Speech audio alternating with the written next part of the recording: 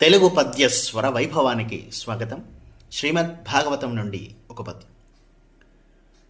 ఘనరుచినట్లు వచ్చిన వికార విదూర ముకుందు జూచి బోరనన్ అరవింద నందన పురందర చంద్రకళాధరామృతాషణ ముఖులు అర్ధిలేచిన్ అతి సంభ్రమమప్పన్ నమో నమో దయావన నిధయే అటంచున్ అణివారణం రొక్కిరి భక్తియుక్తులై.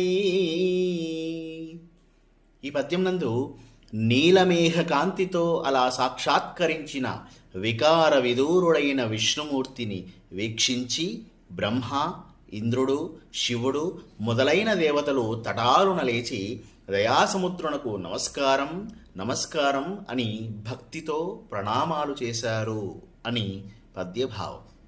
ధన్యవాదం.